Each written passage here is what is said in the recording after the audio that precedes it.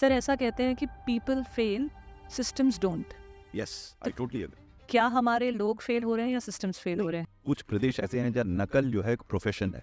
मैं देवरिया डिस्ट्रिक्ट में पोस्टेड था, तो मेरे ड्राइवर ने एक दिन सुबह मुझसे कहा, सर आपको चलिए एक नज़ारा दिखाते हैं। मुझे ले गया एक सेंटर पे जहाँ एग्जाम हो रहे थे। वहाँ ठेका दिया जाता था नकल कराने का, यानी कि money use to change hand to enable people to call. कोल में जब मैंने ज्वाइन किया था, जब मेरा कोल सेक्रेटरी पोस्ट हुई तो मुझे कोल की ज़्यादा जानकारी नहीं थी। तो मैंने अपने एक मित्र को फ़ोन किया, यार ये बताओ कोल सेक्टर कैसा है। मुझसे बोला गैंग्स ऑफ वासेपुर देखी है क्या? तो बस समझ में आ गया कैसा है। तो मेरी आदत शुरू से थी कि मैं अपनी बात बताऊँ। मोदी जी से भी जब मेरी पहली बैठक हुई है स्कूल सेक्रेटरी, तो मेरी मत भिन्नता थी उनसे, और मैंने अपनी बात कही, उन्होंने मेरी बात मानी। होता क्या है, क्योंकि हमें आपको मसाला पसंद है, तो जितनी नेगेटिव चीज़ें हम पकड़ लेते हैं, जैसे न्यूज़ के बारे में लोग कहते हैं न्यूज़ छप गया, इस ब्यूरोक्रेट ने गड़बड़ी की, जरूर किया होगा या नहीं किया होगा। मेरा मानना यह है कि न्यूज़ का बाय डेफिनेशन इज एक्सेप्शन। अगर हर जना कर रहा है तो न्यूज़ कहाँ रही? सर जो ये अभी नीट यूजी एग्ज़ाम का जो स्कैम हुआ, बच्चे इतना ज़्यादा डिस्टर्ब हुए, मेंटली डिस्टर्ब हुए, और आपकी जर्नी में आपने भी कई बार ऐसे सिस्टम के साथ लड़ाई की है, सिस्टम के खिलाफ अपनी आवाज़ उठाई है। जैसा कि बच्चे सभी रोड्स पर आ गए, मिनिस्टर्स से मिलने लगे, सेक्रेटरी से मिलने लगे, और बहुत ज़्यादा इस पर अभी पीछे चर्चा हुई। तो इन सब डिस्कशन का अल्टीमेट रिजल्ट क्या निकल रहा है? क्या वो रिफॉर्म्स बन रहे हैं, और बन रहे हैं तो इम्प्लीमेंट कितने हो रहे हैं? Welcome to the journey within podcast with me Shobha Rana. मैं एक इमोशनल इंटेलिजेंस और माइंडसेट कोच हूँ, और साथ ही इस पॉडकास्ट की होस्ट और क्रिएटर भी हूँ। The journey within podcast, जैसा कि नाम से ही पता चलता है, इसका एक ही एम है, और वो ये है कि आपकी द जर्नी विद इन कराने में हेल्प कर सकें, आपको खुद से मिलवाने में, आपके इनर वर्ल्ड, इनर सेल्फ की तरफ आने में मदद कर सकें। अभी ज़रूरी क्यों है? ऐसा इसलिए ज़रूरी है ताकि आप लाइफ में आज जहाँ कहीं भी हैं उसकी बहुत गहरी समझ पैदा कर सकें। आज आप क्या सोचते हैं, क्या समझते हैं, आपकी थॉट्स, फीलिंग्स, इमोशंस, लाइफ में जो इवेंट्स हो रहे हैं उनको कैसे टैकल करते हैं, इसकी एक गहरी समझ होना बहुत ज़रूरी है, ताकि आप जो अपने लिए सपने देखते हैं, ड्रीम्स, एस्पिरेशंस, गोल्स जो हैं आपके, जो आप अपनी बेस्ट लाइफ क्रिएट करना चाहते हैं, वहाँ तक आप पहुँच पाए। सो जब हमें हमारे आज की बहुत गहरी समझ होगी, तो हम जहाँ तक जाना चाहते हैं वहाँ तक जाने के रास्ते में और क्लैरिटी हमें मिलेगी। So that's the only aim of this podcast. ये हम करते हैं through the conversation with our guest. जब हम हमारे गेस्ट के साथ बात करते हैं तो उस कॉन्वर्जेशन के थ्रू हम आपको, अपने लिसनर्स को, कुछ ऐसे इनसाइट्स, कुछ ऐसे पर्ल्स ऑफ विजडम देना चाहते हैं जहाँ से आपको आपकी लाइफ में प्रैक्टिकली आप आज क्या बदलाव ला सकते हैं, क्या नई समझ, नया पर्सपेक्टिव पैदा कर सकते हैं, कैसे आज की लाइफ को एक बेहतर तरीके से समझ सकते हैं और डील कर सकते हैं, उसके बारे में समझ पैदा हो।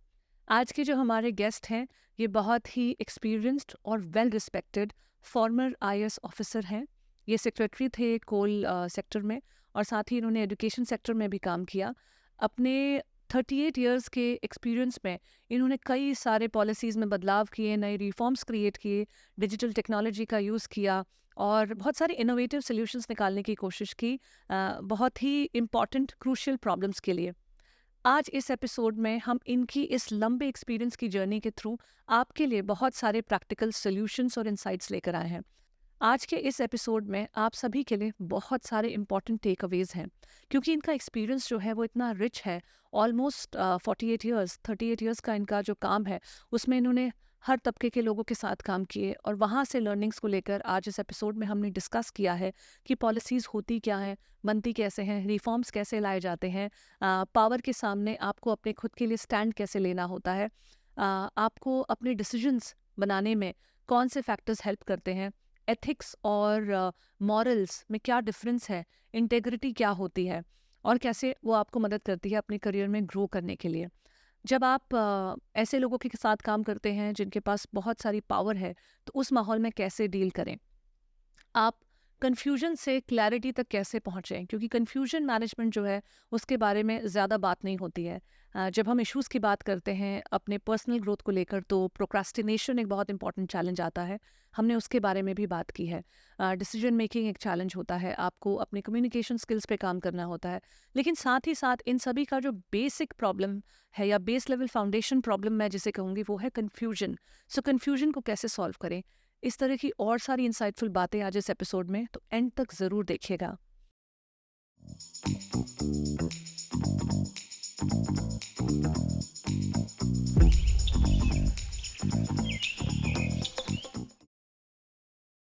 Please welcome former IAS officer, Mr. Anil Swaroop on the Journey Within podcast.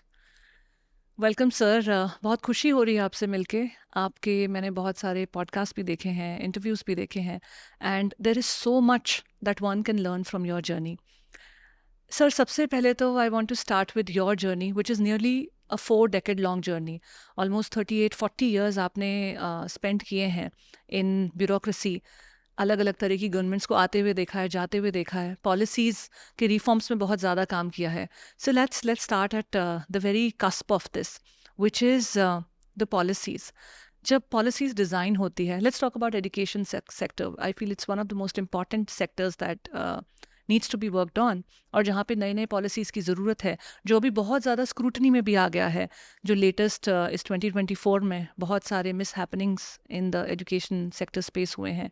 So let's start talking about that. आपने बिल्कुल सही प्रश्न किया कि शिक्षा अत्यंत ही महत्वपूर्ण है. इसलिए महत्वपूर्ण है कि देश का भविष्य शिक्षा पर निर्भर करता है. लेकिन मेरा अनुभव शिक्षा में बहुत सीमित था, और मुझे खुद भी आश्चर्य हुआ जब मुझे शिक्षा सचिव बनाया गया भारत सरकार का, कि उससे पूर्व मेरा शिक्षा में कोई अनुभव था ही नहीं. I had no experience whatsoever, but I was made education secretary. I was very happy when I came out of coal, in the sense that I felt that I was getting out of dark dungeons of coal mines to the bright lights of school education.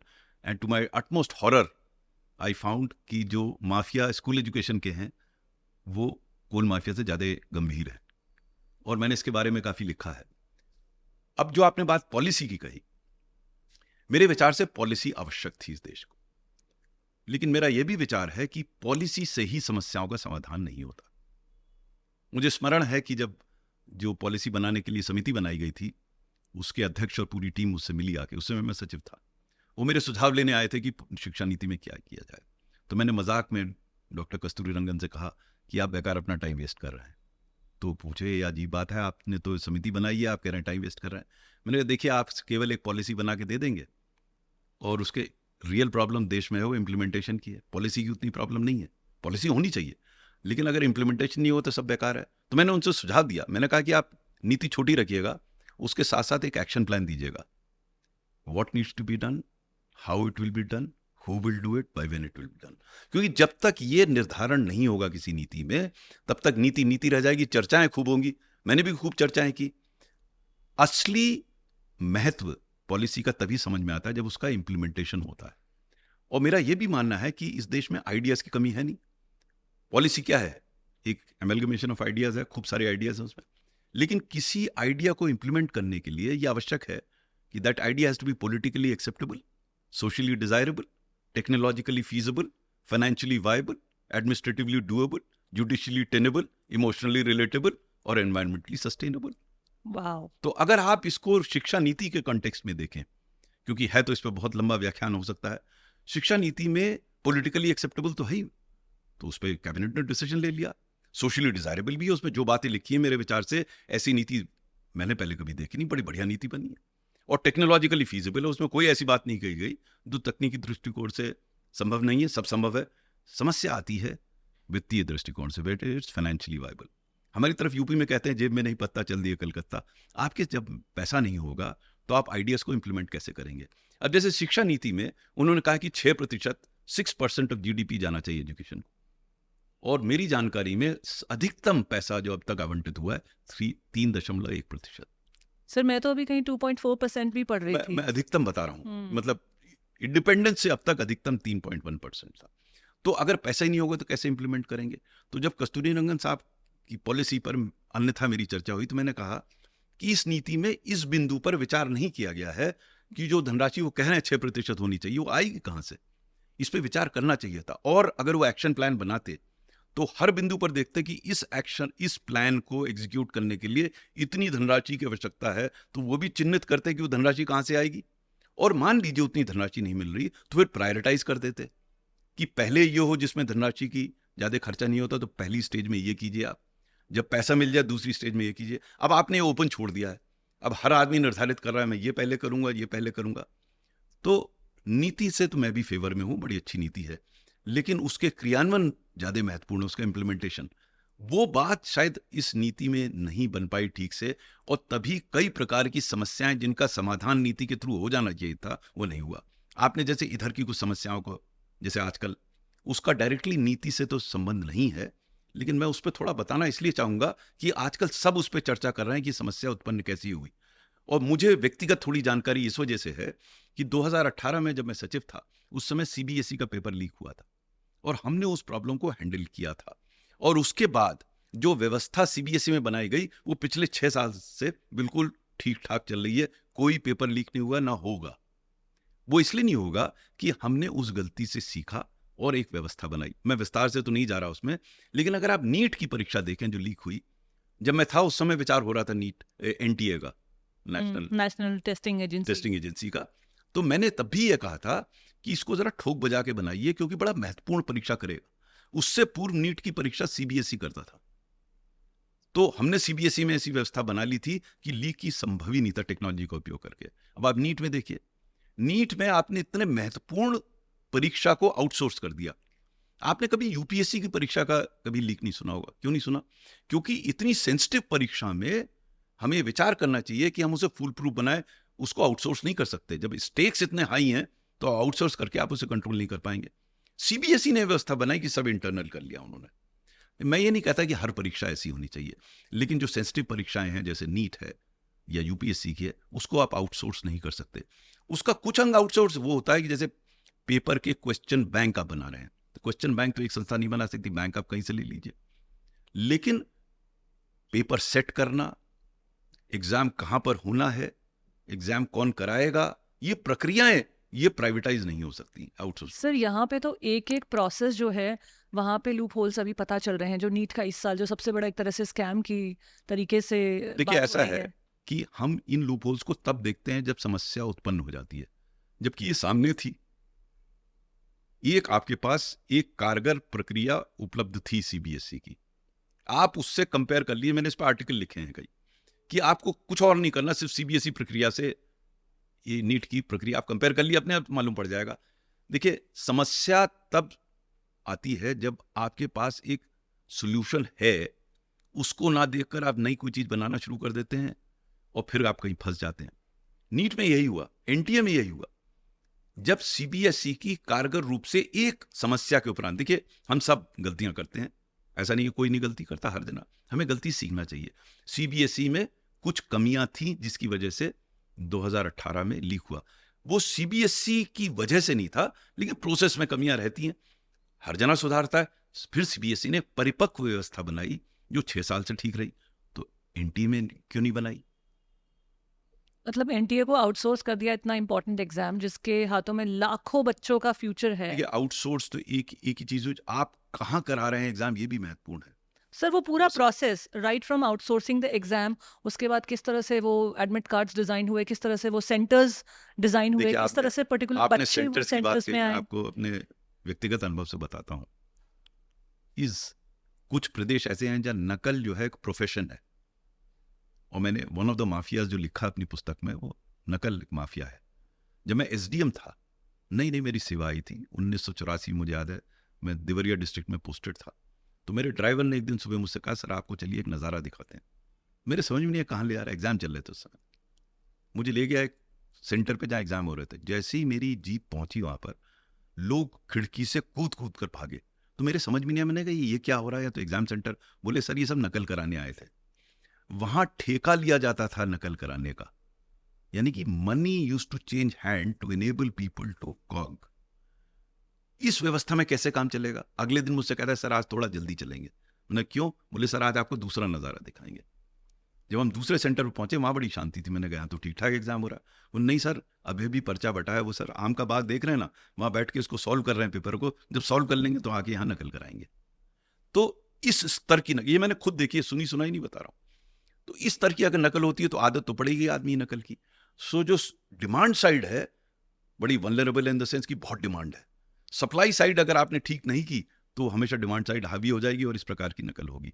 तो व्यवस्था आपको परिपक्व बनानी होगी। Sir जो ये भी NEET UG exam का जो स्कैम हुआ, बच्चे इतना ज़्यादा डिस्टर्ब हुए, मेंटली डिस्टर्ब हुए, और आपकी जर्नी में आपने भी कई बार ऐसे सिस्टम के साथ लड़ाई की है, सिस्टम के खिलाफ अपनी आवाज़ उठाई है, जैसा कि बच्चे सभी रोड्स पर आ गए, मिनिस्टर्स से मिलने लगे, सेक्रेटरी से मिलने लगे, और बहुत ज़्यादा इस पे अभी पीछे चर्चा हुई। तो इन सब डिस्कशन का अल्टीमेट रिजल्ट क्या निकल रहा है? क्या वो रिफॉर्म्स बन रहे हैं, और बन रहे हैं तो इम्प्लीमेंट कितने हो रहे हैं? देखिए, मैं आशावादी हूँ।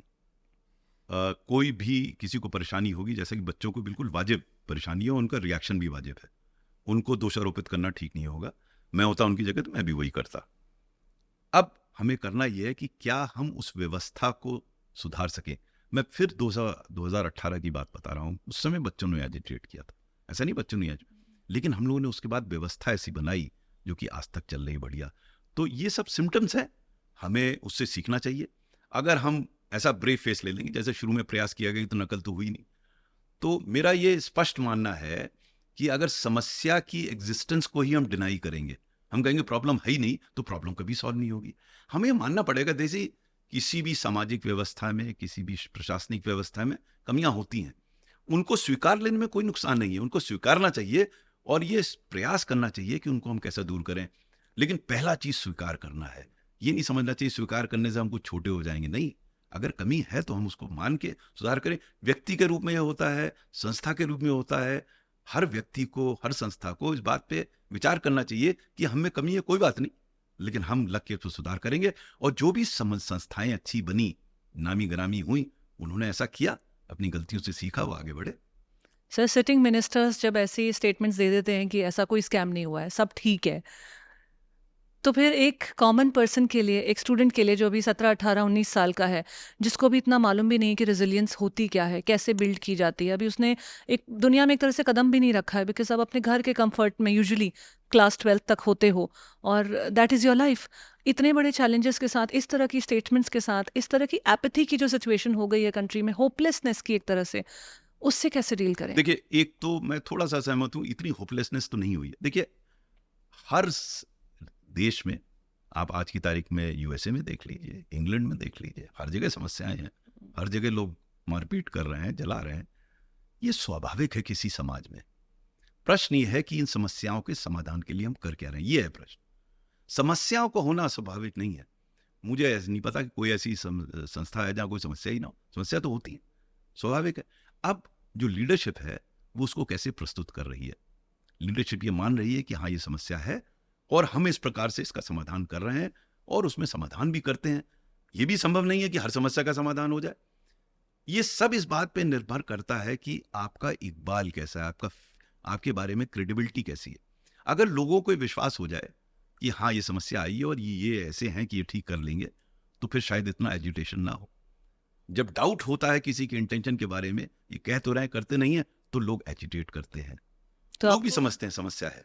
तो आपको लगता है कि अभी लोगों में डाउट है कि हमारी जो लीडरशिप है वो इतनी एफिशिएंट नहीं है? कुछ इशू पर लोगों को लगता है, कुछ इश्यूज पर, ऐसा सब में नहीं, कई चीजों में हो जाता है, कई चीजों में नहीं होता है।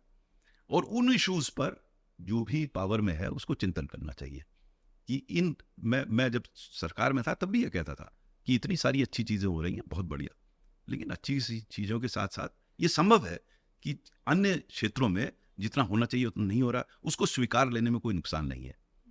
प्रॉब्लम तब आती है हम स्वीकारते नहीं। जैसे अनएम्प्लॉयमेंट ले लीजिए, आप अनएम्प्लॉयमेंट की समस्या को समाधान कैसे करेंगे अगर आप ये कहेंगे एम्प्लॉयमेंट की समस्या ही नहीं है।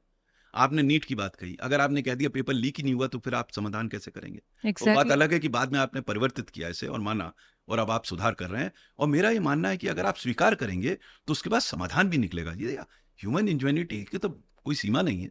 अगर लोग मिल के बैठे, हम जैसे कोल में जब मैंने ज्वाइन किया था, जब मेरा कोल सेक्रेटरी पोस्ट हुई, तो मुझे कोल की ज़्यादा जानकारी नहीं थी। तो मैंने अपने एक मित्र को फ़ोन किया, यार ये बताओ कोल सेक्टर कैसा है। तो मुझसे बोला गैंग्स ऑफ वासेपुर देखी है क्या? तो बस समझ में आ गया कैसा है। उस स्थिति को देखते हुए हमने 2016 में हम इस स्थिति पर पहुंच गए कि हम कोल एक्सपोर्ट कर लें।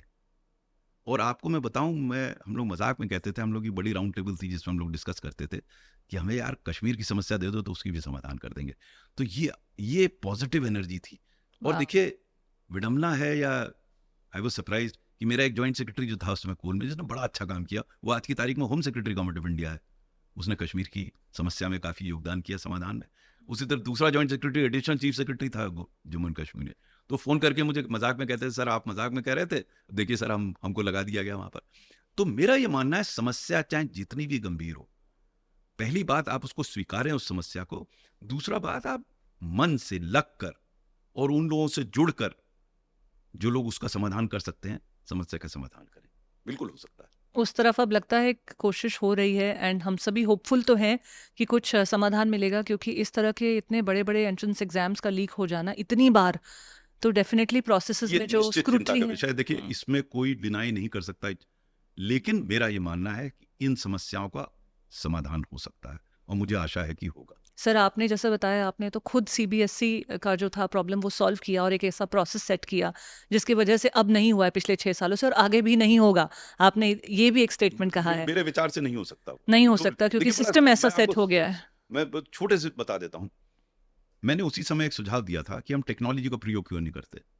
उदाहरण के तौर पर, थोड़ा भिन्न है इस समय व्यवस्था, लेकिन मेरा उदाहरण उस समय था। उस समय सीडी आती थी, अब तो सीडी बंद हो गई, कंपैक्ट डिस्क होती थी। मैंने एक सजेस्ट किया कि आप 3 सेट ऑफ क्वेश्चन पेपर्स बनाइए और कोड करके उसमें डाल दीजिए सीडी में और सेंटर्स पे भेज दीजिए। कोड तो मेरे पास है, तो उसको पढ़ ही नहीं सकता कोई।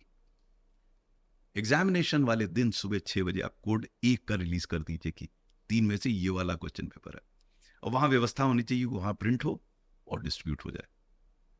Virtually impossible. मैं कह रहा हूं 3 क्या 5 सीडी कर दीजिए, 6 सीडी कर दीजिए, 6 sets of question paper leak हो जाए और पूरा तैयारी कर ले, तो पूरी तैयारी कर ली उसने। आप उसको बिल्कुल रिडंडेंट बना दीजिए, लीकेज को इम्पॉसिबल बना दीजिए। कर सकते हैं आज की तारीख में, क्यों नहीं कर सकते। और मैं कहता हूं यही नहीं, और भी सोल्यूशन है। मुझसे कहीं ज्यादा होशियार लोग हैं जो उसको कर सकते हैं, किया जा सकता है, और मुझे विचार है होगा भी। सर ऐसा कहते हैं कि people fail, systems don't. Yes, I totally agree. क्या हमारे लोग फेल हो रहे हैं या सिस्टम्स फेल हो रहे हैं? हम सिस्टम अजायब घर में नहीं बनता, सिस्टम भी पीपल ही बनाते हैं। So if people continuously fail, they will not be able to create that system. So there is a interaction between system and What I'm getting at is individual inefficiency and intentional inefficiency versus जो system से एक inefficiency देखिए, या आपको corruption पैदा होती है। Intentional inefficiency या इंटेंशनल रॉन्ग डूइंग्स का तो सिस्टम भी फेल हो जाएगा। सिस्टम हेल्प करता है अनइंटेंशनल गलतियों को। अगर मेरा मंशा ही गड़बड़ है तो कोई सिस्टम नहीं बचेगा। मंशा तो ठीक होनी पड़ेगी, उसका तो कोई इलाज नहीं है। मंशा आपकी गड़बड़ है तो आप उसी सिस्टम को गलत तरीके से इस्तेमाल करेंगे। सर इनएफिशिएंसी और करप्शन के बीच में मुझे जो लिंक लगता है वो इंटेंशन का है। अगर वो जेन्युइन इनएफिशिएंसी है क्योंकि सिस्टम नहीं है, स्किल नहीं है, उस लेवल पर हम पहुंचे नहीं है, तो that could be inefficiency, a case of inefficiency. लेकिन जब इंटेंशन वहां पे आ जाती है कि इसको धीरे करना है, स्लो करना है या रॉन्ग तरीके से करना है, तो करप्शन का रूप ले लेती है। डेंजरस कॉम्बिनेशन है इनएफिशिएंसी और करप्शन। लेकिन मैंने अपना जैसा पुस्तक में लिखा है कि ज्यादातर इनएफिशिएंट अगर करप्ट होते हैं तो जेल में चले जाते हैं। एफिशिएंट करप्ट बचा रहता है, उसको पता है सिस्टम को कैसे बीट करना है। तो डेंजरस कॉम्बिनेशन है इनएफिशिएंसी और करप्शन का। मतलब जनता का भी लाभ नहीं हो रहा है और करप्शन भी है। मैं जस्टिफाई नहीं कर रहा हूँ करप्शन को, लेकिन this is the worst scenario. There is the second stage of efficient corruption, not as bad as inefficient corruption but pretty bad, and the third stage is efficient honesty. मैंने ये लिखा है अपनी पुस्तक में कि खाली ऑनेस्ट होने से काम नहीं चलेगा। अधिकारी को पैसा ऑनेस्ट प्लस एफिशिएंट होने के लिए दिया जाता है। सो एक चैप्टर है मेरी किताब में, honesty alone is not enough. Honesty is a necessary condition but not a sufficient condition for a good civil servant. तो ये आवश्यक है कि जो भी ईमानदार अधिकारी है वो काम भी करे। अक्सर होता है ये कि कुछ ईमानदार अधिकारी ये समझते हैं कि सिर्फ वो ईमानदार है, बाकी सब बेईमान है, तो काम साम तक बंद हो जाता है। अच्छा सर, जब हम ऑनेस्टी की कॉन्वर्जेशन करते हैं तो ऐसा लगता है कि अगर आप चुप रहो, मैंने झूठ तो नहीं बोला ना, मैं तो सिर्फ साइलेंट था, I am upholding my honesty, इस तरीके से। That is intellectual dishonesty. ये भी एक तरह की, दैट इज मच वर्स। मेरा ये मानना है कि आपको अपनी बात कहनी चाहिए। सरकार में भी, अंदर भी, मैंने 38 साल में मैंने समय गुजारा। जो मैं ठीक समझता था मैं कहता था, ओवर रूल हो जाता था तो वो करता था, लेकिन अपनी बात जरूर कहते थे शुरू से। एक आपको उदाहरण दूं मैं अपने जीवन से, बड़ा इंटरेस्टिंग, ये मैंने सीखा है, ऐसा नहीं कि मैं शुरू से सब पता था। मैं मिस्टर कल्याण सिंह थे चीफ मिनिस्टर यूपी के, उनका मैं डायरेक्टर इंफॉर्मेशन पब्लिक रिलेशंस था, इंपॉर्टेंट पोस्ट थी। मैं रोज सुबह जाके उनको, उस समय अखबार आते थे, टीवी भी था नहीं, तो अखबार की कटिंग्स उनको दिखाता था, पूछता था कि इसका क्या जवाब देना। तो इस पर्टिकुलर दिन मैं उनके घर पहुंचा, घर जाते थे सुबह 9 बजे करीब, तो वहाँ चीफ सेक्रेटरी और डीजीपी खड़े थे और मुख्यमंत्री थोड़े एजिटेटेड लग रहे थे। तो मैं जाके चीफ सेक्रेटरी की साइड में खड़ा हो गया। चर्चा इस बात पर चल रही थी कि इटावा में बाई इलेक्शन होना था और मुख्यमंत्री जी की 7 पब्लिक मीटिंग्स लगा दी थी। वो थोड़ा अपसेट थे कि मैं 7 नहीं कर पाऊंगा, मेरी तबीयत ठीक नहीं है, आखिरी 2 कैंसिल कर दो। तो दोनों डीजीपी और चीफ सेक्रेटरी सहमति से गर्दन हिला रहे थे, हाँ सर आपकी तबीयत ठीक नहीं है, आप नहीं जा पाएंगे। मैं कुछ दिन पहले डिस्ट्रिक्ट मैजिस्ट्रेट था, तो मैंने कहा कि सर ऐसा है कि जब चीफ मिनिस्टर जाता है तो बड़ी तैयारियां होती हैं वहाँ पर, लोगों की अपेक्षाएं होती हैं, चाहे आप 2 मिनट के लिए जाएं, कैंसिल मत कीजिए, इससे गलत सिग्नल जाएगा। तो उन्होंने मेरी तरफ घूर के देखा, बोले मैं जा सकता हूँ क्या? जैसे ही उन्होंने कहा कि चीफ सेक्रेटरी मुझे कोनी मानने लगे चुप रहने के लिए, तो मैं चुप नहीं हुआ। मैंने कहा साहब मेरी तो ये राय है, बाकी आप जैसा ठीक समझे, और जोर के मुझे कोनी मानने लगे। उसके बाद 10 सेकंड कोई नहीं बोला। फिर चीफ मिनिस्टर मेरी तरफ घूमे, बोले हाँ अनिल जी आप सही कह रहे हैं, मुझे जाना चाहिए। जैसे ही उन्होंने किया, चीफ सेक्रेटरी अपनी कोनी अंदर खींची और बोले हाँ सर बिल्कुल सही कह रहा है। तो मेरी आदत शुरू से थी कि मैं अपनी बात बोलता हूँ। मोदी जी से भी जब मेरी पहली बैठक हुई है स्कूल सेक्रेटरी, तो मेरी मत भिन्नता थी उनसे और मैंने अपनी बात कही, उन्होंने मेरी बात मानी। और मेरी आखिरी बैठक में भी मत भिन्नता थी, मैंने बात कही, उन्होंने मेरी बात मानी।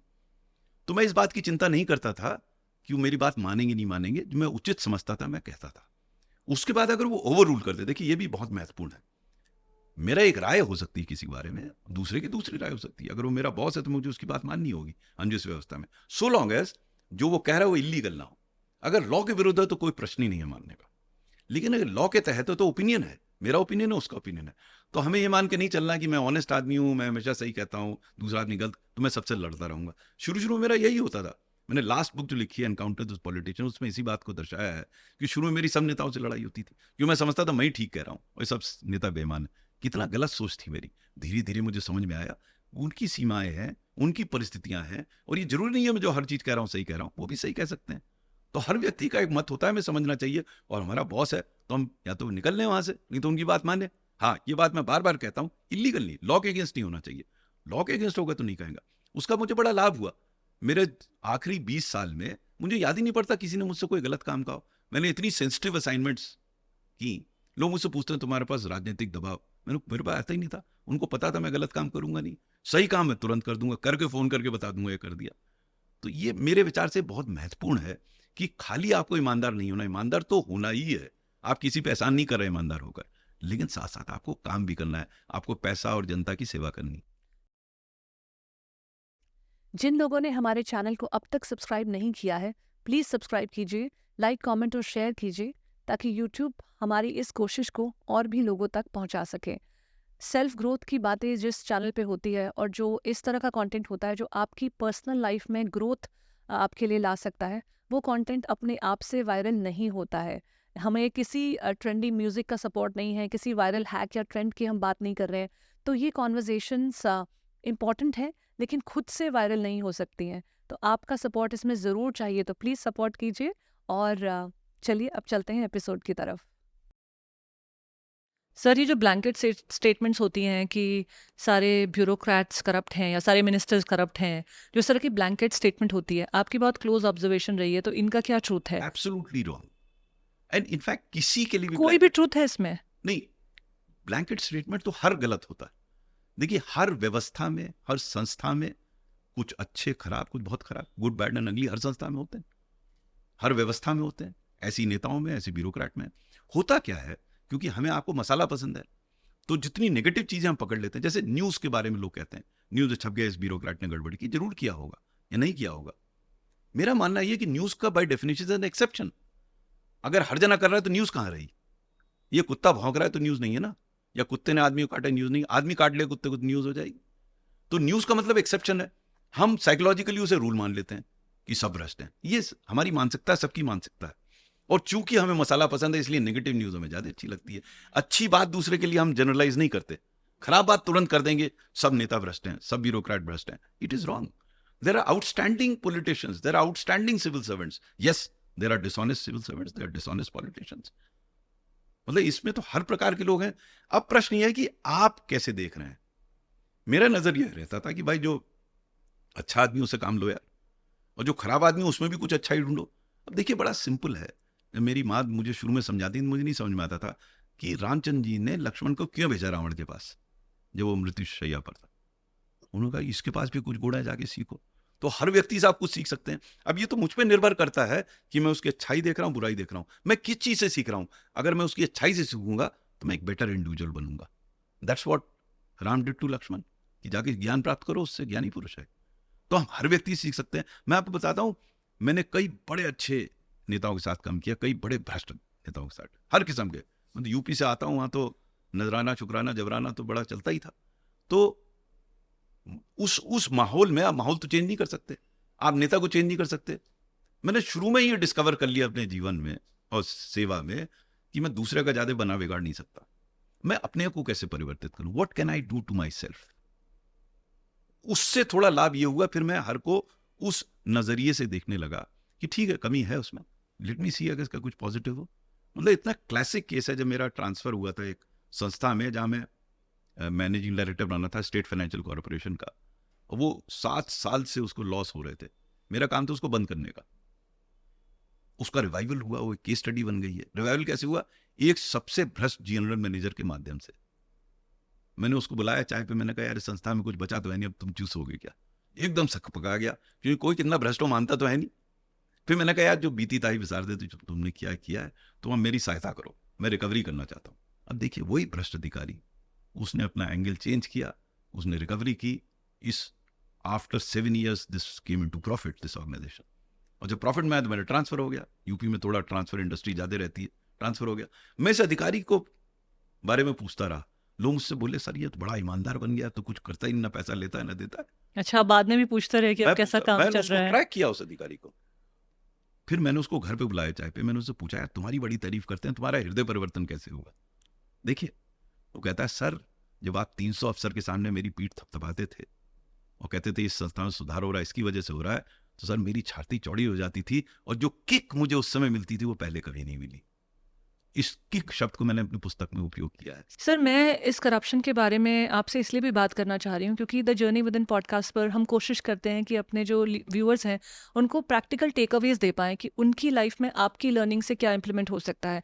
तो आजकल बहुत सारे लोग ऐसी कंपनीज में काम कर रहे हैं जहाँ पे they are working under a leadership, जहाँ से प्रेशर बहुत है, जहाँ पे वो अपनी बात नहीं रख पाते हैं। तो अपने खुद के लिए स्टैंड कैसे लें? देखिए इसमें मैंने प्राइवेट सेक्टर को अब मैं देख रहा हूँ रिटायरमेंट के बाद, लेकिन सरकारी नौकरी में मैंने बड़ा क्लियर सिद्धांत बनाया था। थोड़ा समय लगा मुझे, ऐसा नहीं कि पहले दिन, 10-12 साल बाद मैंने निर्धारित किया कि अगर कोई आदमी, व्यक्ति, चाहे वो नेता हो, ब्यूरोक्रेट हो, किसी नियम या कानून के विरुद्ध मुझसे कहता है तो मैं स्पष्ट ना कह। दूसरा, अगर नियम कानून के तहत वो जायज है, करने वाला है, तो तुरंत कर दूंगा, जिससे रेपुटेशन ये बने कि एफिशिएंट ऑफिसर है, सही काम को तुरंत करता है, उनको फोन करके बता दूंगा। अब आता है ग्रे एरिया।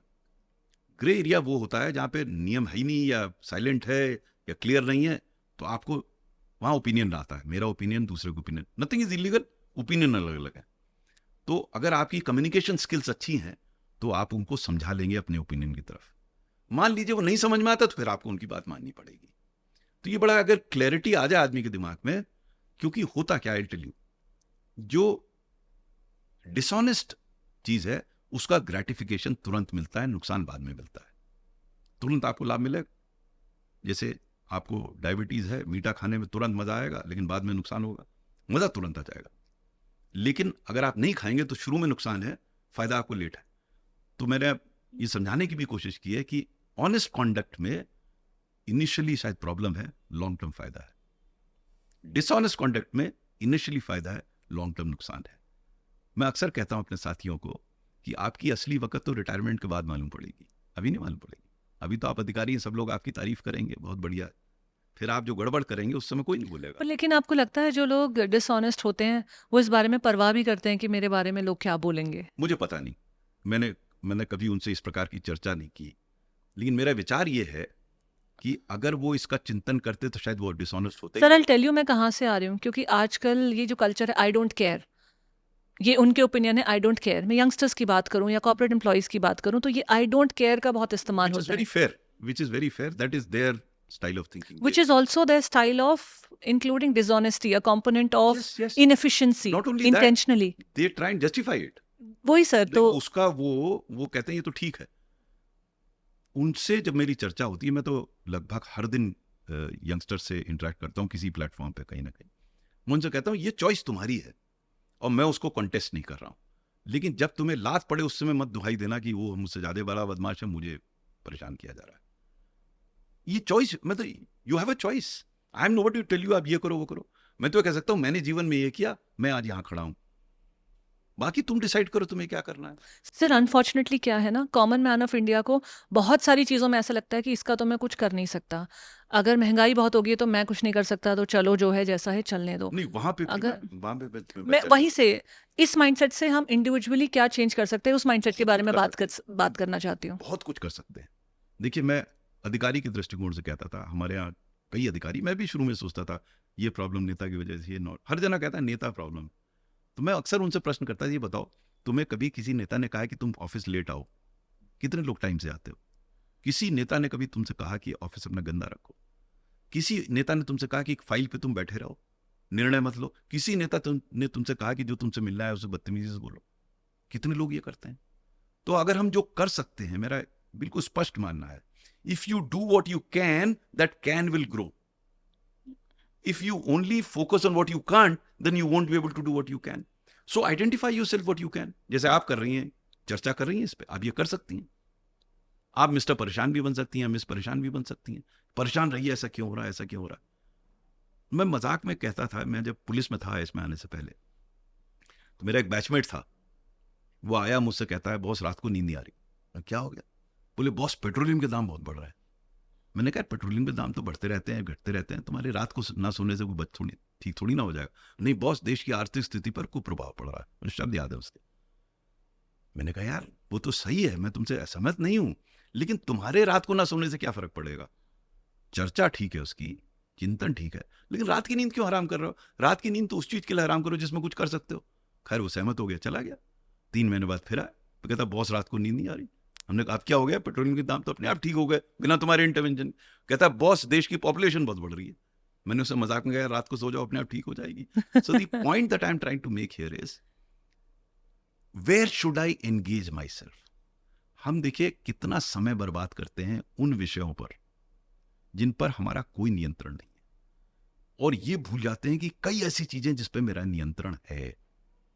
अब उसकी एक्सटेंट डिबेट हो सकती है। अब आपने जैसे बात कही कि महंगाई बढ़ रही है, उसमें एक व्यक्ति क्या कर सकता है, ठीक है ना? मैं अपनी आवश्यकताओं को थोड़ी सीमित कर सकता हूं, नहीं कर सकता? बिल्कुल। क्यों? मेरी आवश्यकताओं की तो अलग अलग लेवल्स है, मैं उसको सीमित कर लूंगा। अब आप कहिएगा इससे महंगाई तो कम नहीं होगी। अरे नहीं होगी तो नहीं होगी, मैं जो कर सकता हूं मैं कर लूंगा।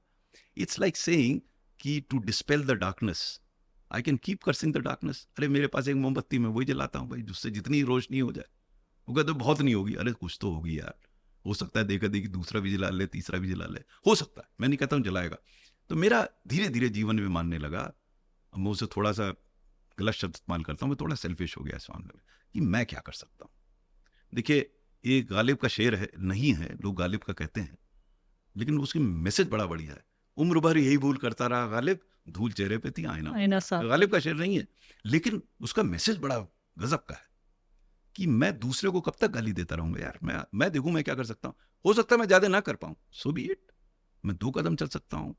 चिड़िया एक दाना ले जा सकती है, एक एक दाना ले आके फिर घोंसला भी बना लेती है। आई एम नॉट सेइंग मैं घोंसला भी बना पाऊंगा, नहीं बना पाऊंगा। मेरी संतुष्टि इस बात पे है, अपना प्रश्न अपने आप से है कि मैं जो कर सकता था वो मैंने किया नहीं किया। ये प्रश्न हम अक्सर नहीं पूछते अपने आप से, ये प्रश्न हमें अपने आप से करना होगा। क्योंकि शुरू में जब मैं आया तो मैं समझता ये भी कर दूंगा, वो भी कर दूंगा। धीरे धीरे मैंने रियलाइज किया मैं दूसरे का तो कुछ कर ही नहीं सकता। You know that is why Mahatma Gandhi said ना, be the change you wish to see in the world. ये क्या है?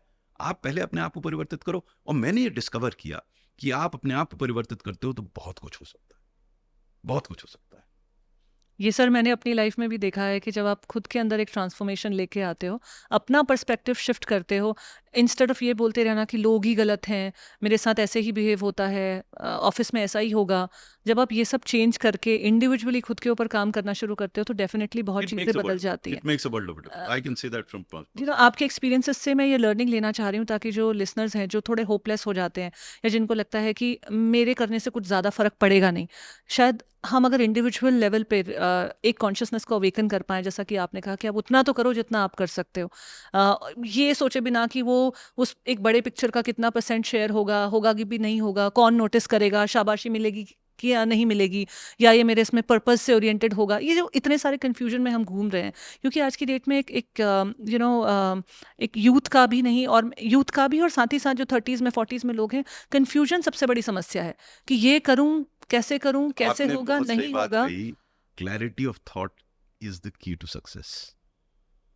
हम कभी कंफ्यूज, मैंने आपको बताया ना, मेरी किताब ethical dilemmas of a civil servant है इसी बात पे, इधर जाऊं या उधर जाऊं. एक बार वो क्लैरिटी आपके दिमाग में आ गई तो जीवन बड़ा बढ़िया निपटता है. क्लैरिटी होनी चाहिए और आप प्रिपेयर्ड हैं प्राइस पे करने के लिए, आइदर वे.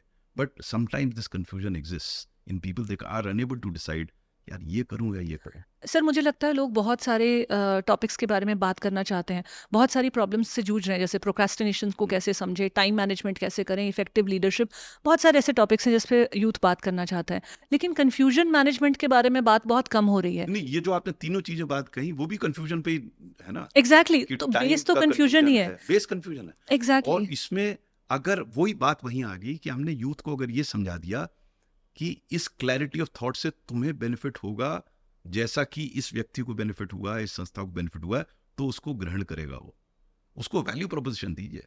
अगर वैल्यू प्रोपोजिशन समझ में आ गया उसके तो वो ग्रहण कर लेगा, फिर उसकी क्लैरिटी ऑफ थॉट बनने लगेगी. एक्चुअली कंफ्यूजन क्यों होता है कि वो कॉन्सिक्वेंसेस के बारे में क्लियर नहीं होता, या डर रहे होते कॉन्सिक्वेंसेस से. मतलब दे आर नॉट क्लियर. अगर मालूम हो तो डर नहीं होगा, फिर तो ये होगा कि ये होगा, आप डिसाइड कर लीजिए. दे आर नॉट क्लियर कि हम डिसऑनेस्ट रहकर ज़्यादा बढ़िया चलेगा या ऑनेस्ट रहकर चलेगा. सो whenever I talk to youngsters, I tell them, I'm not to tell you whether you should be honest or dishonest. I'll tell you what I suffered or benefited in my life. You take a call whether you want to do this or you want to do that. Sir ये सिर्फ work space तक ही सीमित नहीं है, ये confusion हमारे हर life के area में चला जाता है. जैसे रिलेशनशिप में भी कन्फ्यूजन है कि मुझे ऐसे करना है या नहीं करना है, मुझे कंटिन्यू करना है या नहीं करना है, मुझे ऐसा इंसान होना है या नहीं होना है, मुझे इतना देना है या नहीं देना है.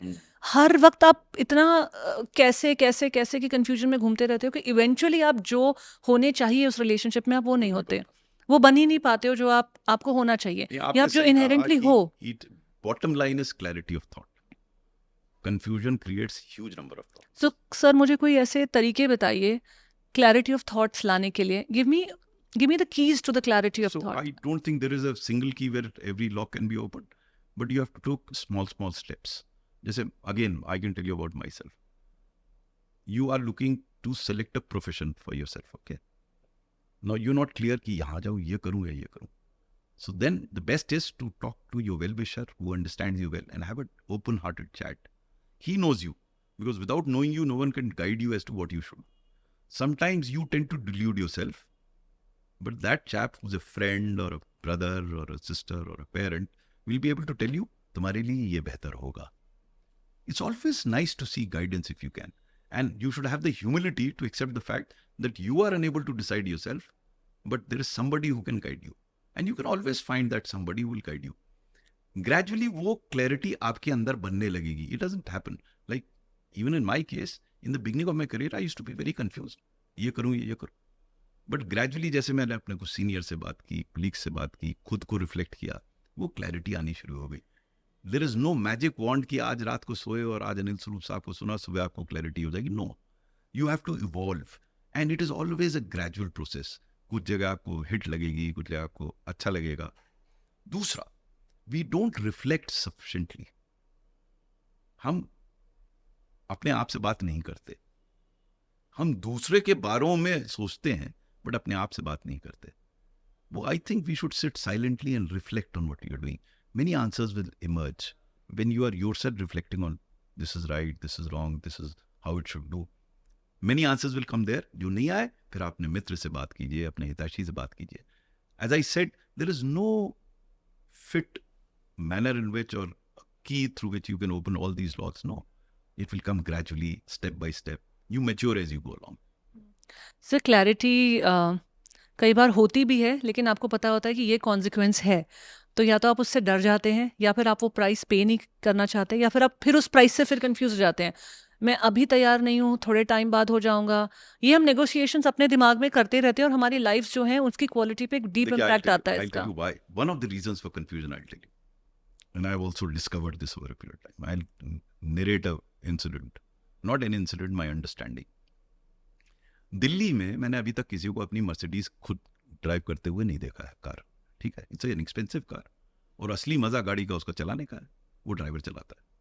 मालिक जी पीछे बैठते हैं, उसमें कुछ तो कंफर्टेबल है, कुछ बड़ी अनकंफर्टेबल है। जो लोअर होती है मेरे लिए तो बड़ी अनकंफर्टेबल, मैं कहीं में बैठा हूँ, फिर भी वो मर्सिडीज खरीदता है। क्यों खरीदता है? वो दूसरे के लिए खरीदता है। हमारा आधा कंफ्यूजन प्रॉब्लम दूसरे के लिए है। हम जीवन में कितना काम सिर्फ दूसरे के लिए करते हैं, दिखाने के लिए, बताने के लिए। देखिए, अन्यथा ना लीजिएगा, मेरे आज तक नहीं समझ में आया कि महिलाएं 6 इंच की सैंडल क्यों पहनती हैं, हील की सैंडल क्यों पहनती हैं। मेरे हिसाब से अनकंफर्टेबल, मैंने पहनी तो नहीं है, बट अनकंफर्टेबल होगी। बहुत अनकंफर्टेबल होती So है। now my point is, I'm not against you doing what you want to do, but whether you are doing it for yourself or somebody else, that's where the problem is. आप इसको निकाल दीजिए अपने पास से, आपका आधा confusion तो अपने आप चला जाएगा। यार ये मुझे अच्छी लग रही है मेरी साड़ी, या मैं दूसरी पहनूं, यार वो तो ज्यादा अच्छी पहनी थी। That's when you start comparing yourself with others, when you start trying to show off, when you are not yourself, that's where the problem is. The moment you are yourself, I think most of the problem gets तो solved. जितना आप outward देख रहे हैं, external से influence हो रहे हैं, कंफ्यूजन उतना ज़्यादा बढ़ रहा है। जितना आप इनवर्ड जाएंगे, इंटरनल से कनेक्ट करेंगे कि आपको क्या अच्छा लगता है, व्हाट मेक्स वो यू आंसर हैप्पी। आने लगेगा, आपको धीरे धीरे आंसर आने पर लगेगा। सर उस इंक्वायरी में तो जाना पड़ेगा ना। इंक्वायरी में अगर you don't reflect on what you are, then how will you find answers? Most of the answers are within you, but sometimes you do need guidance. It's not that everything will come from here. You must still have some confusions. You must still seek guidance. And उसके लिए guidance किससे ले रहा हूँ बहुत महत्वपूर्ण है। उसका आप में क्या इंटरेस्ट है, आपका उसमें क्या इंटरेस्ट है। So for example, parents have absolutely unquestioned love for you, so they are the best people to go to if you have any. You may still have a difference opinion, and difference opinion should not be taken as antagonism. वो आपके हित की बात कर रहे हैं, हो सकता है वो आपको नहीं समझ रहे हैं, आप उनको, हो सकता है किसी दो व्यक्ति में हो सकता है, लेकिन वो उनके हिसाब से आपके हित की बात नहीं करेंगे. He will not consciously like to damage you. So parents are the best friends in that sense. Or your siblings. वो भी इंटरनली वापस आ गए, मतलब एक्सटर्नल दुनिया से देखिए, अलग आपका जो अल्टीमेटली आपको तो अंदर ही झांकना है. द जर्नी विद इन जो आपको करनी help है। कर दे, अंदर झांकने में वही है. सर मैंने ना इसका एक और दूसरा पहलू भी डिस्कवर किया है अपनी जर्नी में। आपके तो खैर बहुत ही सॉलिड एक्सपीरियंसेस हैं, लेकिन जो लोग दूसरों पे ट्रस्ट नहीं कर पाते हैं, अक्सर वो लोग खुद पे भी डीप लेवल पे ट्रस्ट नहीं करते हैं, उल्टा है. क्योंकि वो अपने आप को ट्रस्ट नहीं करते, इसलिए दूसरों को इसलिए दूसरों पे नहीं It's कर not पाते। that because they are untrustworthy. They don't. If you trust yourself, then you trust others. So everything, the journey begins within. कहीं और से जर्नी शुरू, जर्नी यहीं से शुरू होती है, यहीं एंड होती है, बाकी लोग तो आते जाते रहते हैं. अच्छा सर, ये बड़ा इंटरेस्टिंग है कि उन लोगों को ये लगता है क्योंकि मुझे खुद पे भरोसा है इसलिए मैं डेलीगेट नहीं कर पा रहा हूँ, No, लेकिन no, डीप डाउन उन्हें खुद पे भी no, no, भरोसा नहीं होता है। भरोसा नहीं. If you have a sense of security, which is भरोसा, sense of security है तो फिर तो कोई प्रॉब्लम ही नहीं है. It's a sense of insecurity that makes you insecure with the others. If you are secure, you are secure with others. It's the other way around. Sir आपने किताब लिखी एथिकल डिलेमा पर, आपकी लाइफ में कौन से ऐसे एथिकल डिलेमाज आए, अगर कोई एक किस्सा आप शेयर अरे, करना चाहो। मतलब पूरी किताब 70 वाक्य हैं एथिकल डिलेमा के, where law was not an issue, but I had to decide मैं इधर जाऊं या ये करूं या ये करूं, ये करूं या ये करूं. कौन सा सबसे बड़ा आपको ऐसा डिलेमा है? बहुत सारे थे, बट आई क्योंकि मैंने पढ़ा है कि आपने प्राइम मिनिस्टर ऑफिस के साथ भी कई बार हाँ नहीं, मेरा बात नहीं, आपके मैं कह देता था मतभेद उनसे. होते रहे। लेकिन एक शुरू के जीवन के जो डिलेमास थे वो एक्चुअल डिलेमास थे. बाकी तो डिलेमा था ही नहीं मेरे दिमाग में. 10 साल के बाद, 12 साल बाद मुझे क्लैरिटी थी, there was no dilemma. I decide ये करूंगा. जब डिलेमा टाइम था उसका मैं एक आध आपको वाकया सुनाता हूँ. मैं दिल्ली से वापस गया था, मैं सेक्रेटरी हॉर्टिकल्चर था. एक मेरे मंत्री थे, बहुत ही करप्ट थे, ये अच्छे भी थे तो ये भी करप्ट थे.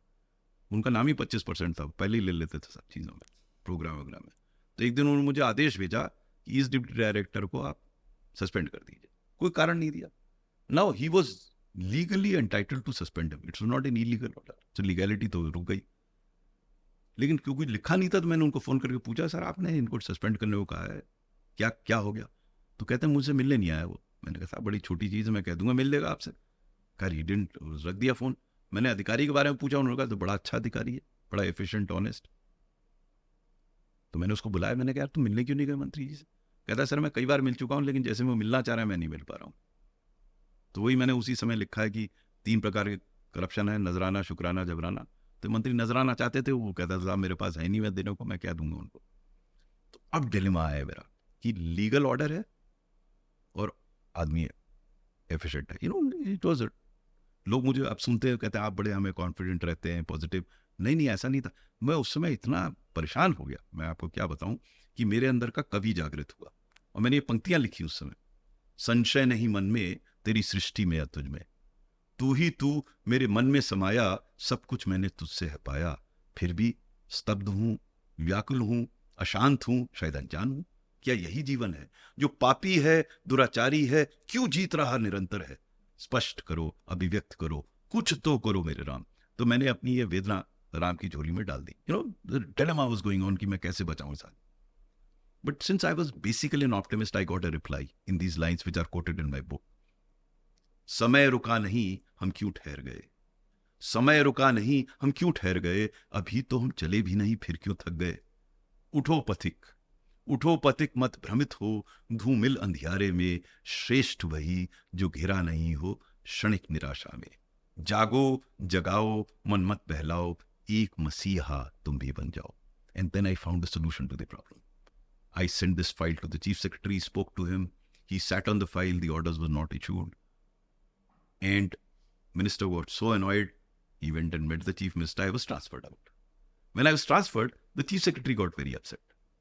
He called me, he said, यार उसको बचाने के चक्कर में तुम्हें ट्रांसफर हो गया। मैं सर क्यों परेशान होते हैं? For a civil servant transfer is like death, it is inevitable. जो होना उसके लिए परेशान क्या होना। और सर वैसे भी मैं हिंदू फिलॉसफी में विश्वास करता हूँ, मेरा आप कहीं पोस्टिंग करेंगे, मेरा पुनर्जन्म होगा, मैं मजाक यही कुकर फिर करूंगा। तो हंसने लगे वो। So the point that I am making is I face this dilemma, I resolved it in a different manner, and I faced many such dilemmas in the beginning of my career where I was not clear as to what path should I take.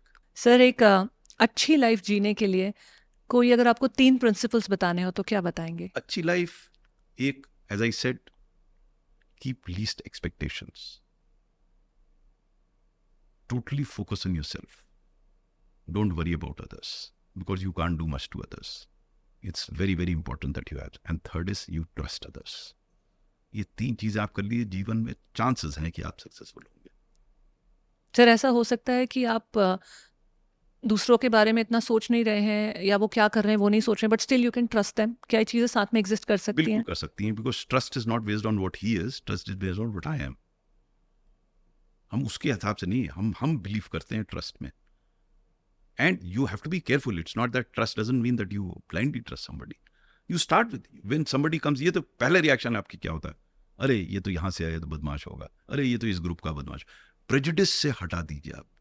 Trust का first step है remove all prejudices, assess a person on basis of what he is rather than what you've gathered about him. So हमारी आधी problem तो prejudice से है कि इस क्षेत्र के सब बदमाश हैं, इस कम्युनिटी के सब बदमाश हैं, इस रिलीजन के सब बदमाश हैं, इस फैमिली इस से आया तो language के ऐसा बदमाश, होगा। इस फैमिली से बदमाश है। अरे भाई, give him a chance. And this can only happen if you trust people. या इनके बारे में ऑफिस में ऐसी बातें होती है तो ये ऐसे हैं, उस तरह के जो हम चीज़ों से अपने आप को। Since we occupied most of leadership position, a leader cannot afford to go with a bias. He has to make his own judgment about individuals. We need to have more examples of those leaders. उनके बारे में ज़्यादा बात की जानी ज़रूरी है, जैसा आपने कहा, क्योंकि सर ऐसे भी लीडर्स हैं जो बायस भी हैं और उनका भी काम चल रहा है। बट बात है कि आप क्या देख रहे हो? देखिए ऐसा है, मैं बार बार इस चीज़ को कहता हूँ कि मैं जो कह रहा हूँ ऐसा नहीं है कि वही सही है। मेरा विचार ये है, आप अपने हिसाब से विचार कीजिए कि ये ठीक है रास्ता, ये ठीक है। I am nobody to tell you what you should do. वो तो ज्ञानी पुरुष ही दे सकते हैं। मैं तो सिर्फ ये कह सकता हूँ कि मैंने जीवन में ये किया, उसमें मुझे ये फायदा हुआ, ये नुकसान हुआ। आप डिसाइड कीजिए आप क्या चाह रहे हो, क्या फायदा क्या नुकसान है। सर अपनी पर्सनल लाइफ में कौन से ऐसे 3 रिफॉर्म्स है जो आपने किए जिससे आपकी लाइफ बहुत ही बेटर हो गई? देखिए पहली चीज़ तो मैंने समझा कि मिस्टेक्स हर व्यक्ति करता है, फेलियर है। ये मैं शुरू में नहीं मुझे आइडिया था, मैं बहुत फ्रस्ट्रेटेड रहता था शुरू में। क्लास 7 तक मुझे कोई मेडल नहीं मिला, कोई सर्टिफिकेट नहीं मिला, बहुत फ्रस्ट्रेटेड रहता था। मैं इतना कोशिश करता हूँ, रेस में, खेल में, कुछ मिलता ही नहीं मुझे। फिर जब आना शुरू हुआ तो इतने आ गए कि आपको गिनती नहीं। तो मेरी माँ तब भी कहती थी कि तुम क्यों चिंता करते हो, तुम्हारा टाइम आएगा।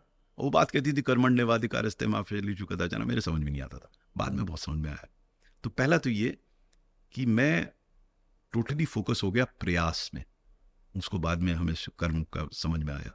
एफर्ट करते रहो and enjoy that effort, enjoy the journey. This is related to the first one, enjoy every moment. If you are enjoying that moment, that's it. बाकी का आगे का पता नहीं, पीछे का पता नहीं। और तीसरा जो मेरे लिए महत्वपूर्ण था कि मैं दूसरे का कुछ नहीं कर सकता, ये मैंने सीखा। अपना बहुत कुछ कर सकता हूँ, क्या मैं वो कर रहा हूँ? तो ये 3 बातें थी। कर्म, अपना कर्म करें, that is most important thing. Enjoy the journey as you going along, and then the final one. Sir, क्या आप एक परफेक्शनिस्ट हो? नो। आप थे? नो, कभी भी नहीं थे? नो। मुझे अब कॉन्सेप्ट समझ में आया, मैं करता हुई था जीवन भर। एक जापानीज कॉन्सेप्ट है wabi sabi, and that means that don't try and become a perfectionist. You can try, move towards it, but take things as they are and trying to improve upon it. That leads to the other Japanese principle of Kaizen, gradual improvement. ये principles मैंने अभी किए, लेकिन मैं करता पहले ही था कि I knew I won't be perfect, but I can keep improving myself. So improvement was the key. Becoming perfect was never the key. I used to benchmark myself. मैं यहाँ पर हूँ, अब मैं यहाँ से यहाँ कैसे पहुँचूँ, यहाँ से यहाँ कैसे पहुँचूँ. So you improve as a person. And that's good enough. I've yet to come across any perfect individual in my life. Sir, आपने इतनी पावर देखी अपने आसपास, कभी आपका ऐसा मन नहीं हुआ कि मैं स्टेप नंबर 1 से सीधा 10 पे कैसे पहुंचूं, मैं ग्रेजुअल 2, 3, 4 कैसे जाऊं, मैं सीधा 10 पे ना चली जाऊं? ऐसी बन गई ग्रेजुअल बढ़ने की। मैं अब लोगों को देता हूं ज्ञान। पहले तो मैं खुद ही सोचता था इस पे कि भाई देखिए, आपने सिविल सर्विस ज्वाइन की है तो you can't afford to be a revolutionary. You can't afford to be. हाँ, because if you are revolutionary be thrown out. मैं कहता था उनसे कि अगर यार तुम्हें रेवोल्यूशनरी बनना है तो रिजाइन करो, एक झाड़ू पकड़ो, पॉलिटिकल पार्टी ज्वाइन कर लो, लेकिन आपको यहाँ रहना है तो you can be A fast revolutionary. करो काम, बट सीमाएं बंधी हुई है यहाँ पे, उस सीमाओं में रहकर काम करना होगा। सर, जब आप सेक्रेटरी बने, कोल सेक्रेटरी जब आप बने, उस टाइम पे कोलगेट स्कैम तब हुआ ही था। 2016 में आपने शुरू किया और 2014 में आपने शुरू किया और 12 के करीब ये स्कैम 12-13 में स्कैम हुआ था, राइट? और उस टाइम पे बहुत बड़ी खबर थी, बहुत ज़्यादा लॉस था गवर्नमेंट को। आई थिंक बिलियंस में 37-38 बिलियन का लॉस गवर्नमेंट को उस वक्त पे था, और फिर आपके कार्यकाल के बाद प्रॉफिट में आ गए, एक्सपोर्ट करने लगे। Right way of putting it. मैंने अपनी पुस्तक में भी लिखा है, not just a civil servant, the calculations of the CAG were wrong and I have recalculated. और मैंने उन्होंने कुछ ब्रॉड फिगर्स लेकर एक नंबर दिखा दिए 1,76,000 करोड़ का। I don't think that was the correct figure. So it may not be right to call it a scam. There were many wrongs done. कल गलत आवंटन हुए थे, उसमें कार्रवाई होनी चाहिए थी, बट स्कैम का मालूम नहीं क्यों नाम दिया गया। जैसे अक्रॉस द बोर्ड हर चीज़ गलत हुई थी, ऐसा नहीं था हर चीज़ गलत। हर कोल ब्लॉक एलोकेशन गलत नहीं था, लेकिन सबको कैंसिल कर दिया गया। उसके बाद जो मैंने किया, वो मैंने क्या किया, मैंने ट्रांसपेरेंट एक व्यवस्था बनाई कि सबको सब कुछ पता था क्या हो रहा है। हमारे ऑक्शन भी बिल्कुल ट्रांसपेरेंटली होता था। उसका उद्देश्य ये था कि अगर मैं भी कोई गलती करूं, क्योंकि इतना कॉम्प्लेक्स चीज़ थी, तो कोई मेलाफाइडी एट्रीब्यूट ना हो, क्योंकि सबको पता है जो मैं कर रहा हूँ। मैंने की गलतियाँ, मैंने उनको सुधारा, फिर एक्सेप्ट किया कि ये गलतियाँ। So that is what the situation was, and I was blessed with a very nice team, so hence it happened.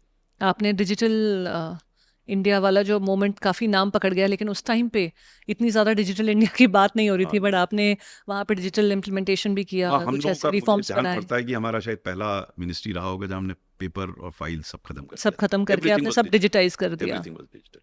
उस टाइम पे मैं पढ़ रही थी, क्योंकि तब मैं जस्ट अपनी मास्टर्स ख़त्म करके निकली थी। तब ये बहुत बड़ी न्यूज़ थी कोलगेट स्कैम, और किस तरह से फिर आप आए और वो धीरे धीरे सिचुएशन चेंज होने लगी, किस तरह से डिजिटाइजेशन पर जोर आया और टेक्नोलॉजी के इंटरवेंशन से चीज़ें और ठीक होने लगी।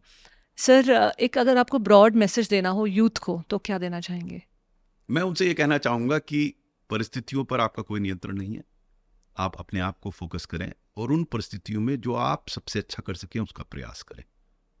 हो पाएगा या नहीं हो पाएगा तो मैं नहीं बता सकता, लेकिन आप अपना प्रयास करें और हंसते हंसते करें, हर मोमेंट को एंजॉय करें। ये करेंगे तो चांसेस है कि आप सक्सेसफुल होंगे। एक बहुत ही पॉपुलर किताब है साइमन साइनेक की, आई डोंट नो आपने सुना है उनके बारे में कि नहीं, स्टार्ट विद वाई।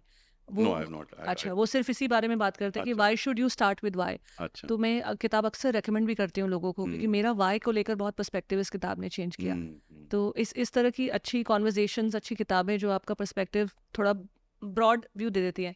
सर, एक प्रॉब्लम क्या आती है ना, हम लोग बहुत ज़्यादा जूम इन करने लग जाते हैं इशू पे, तो वो उतना ही बड़ा लगने लगता है। थोड़ा सा हम जूम आउट करें तो फिर और भी चीज़ें नज़र आती है अपनी लाइफ में। जैसे अगर आप रिलेशनशिप्स की, आप बॉयफ्रेंड की बात करें, तो अगर आपका ब्रेकअप हो गया है तो उस टाइम आप इतना जूम इन कर लेते हैं कि सिर्फ वही आपकी पूरी लाइफ बन जाता है। वही प्रॉब्लम। थोड़ा जूम आउट करेंगे तो फिर एक जगह पे ब्रेकअप है, एक जगह पे करियर है, एक जगह पे पेरेंट्स है, एक जगह पे फ्रेंड्स है, एक जगह पे मस्ती है। तो थोड़ा जूम आउट करना भी बहुत जरूरी है लाइफ में। जो जूम इन वाला हमारा प्रॉब्लम शुरू हो गया ना, कैमरा में भी हमें पूरा 100x जूम इन, पता नहीं क्या क्या चाहिए। तो वो दिमाग का भी वैसा ही हो गया कि हर चीज में हमें जूम इन करना, उतनी ज्यादा वो बड़ी प्रॉब्लम लगने लगती है। सर, बहुत सारे इंपॉर्टेंट टेकअवेज आपकी इस जर्नी से सीखने को मिले। अगर आप कुछ अपनी तरफ से ऐड ऑन करना चाहें तो। कुछ नहीं, I would only say that first of all this name is very good, journey within, because that's what it matters. It has to be journey within. I am glad that you are doing this and I enjoyed this conversation with you because this is very close to my heart. I do believe, मुझे लगता है कि आज के youngsters को इस तरीके के कन्वर्सेशन की आवश्यकता है, और मेरा प्रयास ये रहता है मैं जहाँ भी जाता हूँ इस प्रकार के कन्वर्सेशन उनसे फिजिकली करूँ, आमने सामने बैठकर। सर, मेरी कोशिश है कि आप जैसे अकॉम्प्लिश लोगों को बुलाऊं और उनके थ्रू हम ये लेसन्स को सिंप्लीफाई करें, क्योंकि भगवत गीता रेकमेंड कर देना किसी को, श्लोक बता देना या कोई बड़े बड़े पोस्टर दीवारों पे लगा लेना, उससे एक्चुअल ट्रांसफॉर्मेशन आ नहीं रहा है। उससे अगर हो जाता तो शायद वो तो हर जगह अवेलेबल है, इंटरनेट पर बहुत सारी इन्फॉर्मेशन अवेलेबल है, लेकिन एक्चुअल ट्रांसफॉर्मेशन कैसे आएगा जब हम किसी को, जिस रोल मॉडल अच्छे जब हमारे सामने होंगे जिन्होंने एक्चुअल में किया है और फिर कैसे किया और वो कैसे देखते हैं, तो थोड़ा सिंप्लीफाई लगने लगेगी लाइफ। अभी लाइफ का मतलब जो है ना बहुत लोडेड हो गया आज के टाइम में, और इसीलिए अंदर अपने आप से कनेक्ट करना, द जर्नी विद इन करना बहुत बहुत ज़रूरी हो गया है। मुझे लगता है शायद कुछ साल ये हमेशा से ह्यूमन क्वेस्ट रहा है, तभी इतने बड़े बड़े कबीर दास कहिए, आप महात्मा गांधी कहिए, आप कितने सारे फिलोसफर्स हुए इंडिया में, यूरोप में, वेस्ट में, कितने सारे फिलोसफर, सबने द जर्नी विद इन की। लेकिन आज के टाइम में उसका और ज़्यादा रेलेवेंस बढ़ गया, क्योंकि एक्सटर्नल नॉइज़ के लिए इतने सारे आपके पास डिवाइसेस हैं, गैजेट्स हैं, न्यूज़ हैं, एस्पिरेशंस हैं, अचीवमेंट्स हैं, कंपैरिजन है, that you are so externally diverted all the time कि आप खुद से ही कनेक्ट नहीं कर पाते, and all of this is breeding a lot of anxiety. Sir, I also want to talk about mental health with you. आपने कभी कुछ ऐसा मेंटल हेल्थ चैलेंज फेस किया? मैं एज सच मैं नहीं कह सकता मुझे कोई मेंटल हेल्थ चैलेंज आया, बट कभी एंग्जाइटी या कुछ घबराहट, panic? I don't think so, but I was concerned on occasion. जैसे वो मैंने एक बताया, जब मैंने वो कविता लिखी तो मेरे लिए आउटलेट था, राइटिंग पोएट्री या कंपोजिंग म्यूजिक। थोड़ा टाइम कभी कभी मैं कंपोज कर लेता हूं। आप म्यूजिक भी करते हो, आप पोएट्री भी लिखते हो? थोड़ा बहुत आई किताबें भी आप लिखते हो? Learning guitar and on that I started composing a bit of music. So वो आउटलेट मिल जाता था जब इस टाइप का कभी मुझे। So, क्रिएटिव होना बहुत जरूरी है, मैं जो आपकी जर्नी से देख रही हूँ, क्योंकि आउटलेट हो, मतलब आउटलेट कोई भी हो सकता है, गेम्स में हो सकता है, म्यूजिक में हो सकता है। I found music very helpful, very helpful, और स्पेशली आप स्वरों में जब डूब जाते हैं तो मेरे लिए तो वही मेडिटेशन है। सो जब सजेशन आता है कि मेंटल हेल्थ को मैनेज करने का एक बहुत इंपॉर्टेंट तरीका है कि आप कुछ हॉबीज ढूंढें, तो वो आपने इस तरह से ना फ्रेम करके अपने रियल लाइफ, लिव्ड लाइफ से आपने बता दिया। लोगों से बात किया जिनको इस टाइप की समस्या होती है, मेरी समझ में आया कि उसके कारण को पहले समझना पड़ेगा। हम सिम्टम है उसका, मेंटल डिसबैलेंस है, एंजाइटी है। अगर कारण हमने नहीं समझा तो फिर वही हॉबी से भी काम नहीं चलेगा। Why is it happening, and then you work towards it. I have spoken to a few people who गए। एंजाइटी किसी वजह से हो सकती है, फाइनेंशियल की वजह से हो सकती है, पर्सनल रिलेशनशिप की वजह से हो सकती है, प्रोफेशनल की वजह से हो सकती है, किसी वजह से एंजाइटी हो, तो उसको समझना जरूरी है, क्योंकि फिर सोल्यूशन उसका उसी हिसाब से बनेगा। एक जनरल सोल्यूशन नहीं मिलेगा, हम भाग नहीं सकते। कई बार कहते हैं कि समस्या से भाग जाए। Music is not escaping from that problem. Music is trying to understand that, and perhaps when you are slightly calmer in your mind, the chances of solution coming through are much more. And music has a Kameng influence in that. तो एक जो stereotypical image है एक IAS officer की कि वो ऐसे होते हैं, कड़क होते हैं, अपने काम करते हैं और शायद कुछ पुराना म्यूजिक सुनते हैं, लेकिन मैं तो आई एम पुराना talking to a music 66 year old man जो गिटार सीख रहे हैं, गिटार सीखा, अपनी म्यूजिक मतलब it is so inspiring to have these conversations कि आपको अपनी लाइफ में इनोवेट कुछ ना कुछ करना पड़ता है, कुछ ना कुछ ऐसी हाँ, क्रिएटिविटी लगानी जीवन है तो पड़ती कुछ है, ना नया-नया चलता रहना नए नए चाहिए। चीजें ढूंढती है। मतलब मुझे बड़ी खुशी हो रही है to talk to you, because जब जो लोग स्टीरियोटाइप में फिट नहीं होते और अपनी लाइफ का स्ट्रक्चर अपने हिसाब से बनाते हैं and they are creating a happy structure, मुझे वहाँ से बहुत कुछ सीखने को मिलता है। एंड ये सारी learnings we are passing on to the audience who are listening to this platform. Sir, जाते जाते एक सवाल जो मैं अपने सभी गेस्ट से पूछती हूँ, and that is their definition of success. Again एक सब्जेक्टिव मैटर है, हर कोई अपने अपने तरीके से देखता है, आप कैसे देखते हो? मैं सक्सेस को देखता हूँ कि मैं am I feeling internally happy about anything, that's success for me. मैं अंदर से मुझे प्रसन्नता, मैं उनको एक्चुअली मैंने अपने पुस्तक में कई चैप्टर्स लिखे हैं जिनको मैं अपना भारत रत्न कहता हूँ, not that they are Bharat Ratna, they give me enormous amount of satisfaction. To me, that is what I aspire for, even now. What gives me that enormous sense of satisfaction? And there have been many such occasions. I'll just narrate an incident to illustrate what I mean by this. जब मैं एक scheme चला रहा था, RSBY, राष्ट्रीय स्वास्थ्य बीमा योजना, it came to be recognized world over as one of the finest schemes. So when Mr. Obama became president of the US, तो उनके एक एडवाइजर का फ़ोन आया मेरे पास, बोला mister Swarup can you come to US and explain this scheme to us. मैंने कहा इसमें क्या है, ये तो डिफरेंट है, हमारी कंट्री डिफरेंट है, context different, but he insisted. So in one of the visits to Washington, मैं जाता था वर्ल्ड बैंक से इंटरेक्ट करने, I went to an institute called Brookings Institute that houses advisers of the president. तो वहाँ मैंने एक प्रेजेंटेशन किया ऑन RSBY, और उस प्रेजेंटेशन में उनकी गवर्नमेंट के थे लोग, स्टेट गवर्नमेंट के थे, हमारे मिशन से थे, और गेट्स फाउंडेशन और फाउंडेशन के लोग भी थे वहाँ पर। तो प्रेजेंटेशन के बाद हम बाहर कॉफ़ी पी रहे थे, तो ये गेट्स फाउंडेशन का एक व्यक्ति आया मेरे पास, कहता है mister Swarup, you seem to be very passionate about this scheme, what is the government giving you beyond your salary? Very interesting question. तो मैंने सोचा, फिर उससे काउंटर क्वेश्चन किया, मैंने कहा Gates foundation gives millions of dollars to poor countries, what do you get out? He said, well, that's our job, but more than that, we derive a lot of satisfaction out of helping poorest of the poor. I said, you answered your own question. This scheme RSBY is meant for poorest of the poor, many of whom would have been dead but for this scheme. So the good wishes of those that survived and their families come back to me somehow, anyhow. That is good enough a kick for me to what I am doing. पहले मैंने kick का शब्द आपको इस्तेमाल मैं वही बोलने वाली थी अभी। Now, I narrated an incident to illustrate this kick. In this scheme, I used to visit small hospitals. बड़े हॉस्पिटल इम्पैनल नहीं थे, तो एक छोटा हॉस्पिटल में मैं एक दिन गया, तो मैं एक पेशेंट से बात कर रहा था, बेनिफिशियरी पेशेंट था स्कीम का। तभी मुझे बहुत हल्की सी आवाज़ पीछे से सुनाई दी, बेटा इधर आओ। मैंने पलट के देखा तो एक बहुत ही वृद्ध महिला जो बैठ भी नहीं पाई, लेटी हुई थी, वो स्मार्ट कार्ड हिला रही थी, वो मुझे बुला रही थी, बेटा इधर आओ। उसको किसी ने बताया था मुझे स्कीम से कुछ है संपर्क। मैं गया, उसके पास मैं झुक के उससे पूछा, मैंने माता जी आप ठीक तो हैं? कहती बेटा मैं बहुत तकलीफ में हूँ, लेकिन इन अस्पताल वालों ने मेरा बड़ा ख्याल रखा है। मैंने कहा फिर तो आप जल्दी ठीक होकर जाएंगी घर अपने? बोले बेटा मैं घर वर नहीं, मैं तो झोपड़ी में रहती थी, मैं बीमार पड़ गई, मेरा पड़ोसी वो भी झोपड़ी में रहता था, उसने तुम्हारा ये कार्ड देखा, मुझे यहाँ लाया अस्पताल में, यहाँ सब मेरी सेवा कर रहे हैं, मुझे पैसे भी नहीं मांगते, मेरे पास है भी नहीं देने को। मैंने कहा माता जी आपको पैसे की जरूरत नहीं है, आप यहाँ ठीक होकर घर जाएंगे। नहीं नहीं बेटा मेरा तो ना भाई है, बेटा मेरा कोई नहीं इस दुनिया में, और वैसे ही मेरी उम्र इतनी हो गई, अब मैं ऊपर वाले के पास जाऊँगी। मैंने कहा नहीं नहीं माता जी आप जाएंगे। वो 10-15 सेकंड ऐसे ही चलता रहा, फिर she made a remarkable statement. He tells me बेटा ऊपर वाले से जाके एक बात जरूर कहूंगी, तुम्हारी स्कीम बहुत अच्छी है। So now this is my satisfaction, this is my Bharat Ratna, and I had many of them. अब भी मैं बात करता हूँ तो रोंगटे खड़े होते हैं मेरे। So you know this is what I wanted in life, and God has been kind, I got that. I still continue to get it. I think my life post retirement I never thought would be even better than my life in the IAS. मैंने IAS में सोचता था कि मेरा पुनर्जन्म अगर हुआ तो मैं फिर से IAS अफसर बनना चाहूँगा, यूँ बहुत मज़ा आया था। उसके बाद और ज़्यादा मज़ा आ रहा है। God has been kind. Sir आप जाने जाते हो लोगों को उनका नाम लेकर कॉल आउट करने के लिए, people in power, ministers in power, sitting ministers के पास जाके अपनी बात रख के और अपना पूरा क्लियर, अगर आपका कोई मतभेद है, कोई डिसएग्रीमेंट है, वो आप क्लियरली कम्युनिकेट करते हो, सुर्खियां भी बन जाती हैं। इंटरनल जो डिपार्टमेंटल पॉलिटिक्स या डिपार्टमेंटल जो न्यूज़ होती है वो तो होता ही होगा, आई एम श्योर प्रेशर्स आप पे भी बहुत रहते हैं। एक और सवाल जो मुझे अभी आ रहा है कि आप प्रेशर के बीच में काम कैसे करें, अपना प्रिंसिपल्स और एथिक्स को रखते हुए सीधा प्रेशर के बीच में देखिए, कैसे काम आपने करें? शुरू की चर्चा में कहा था क्लैरिटी ऑफ थॉट और कंफ्यूजन।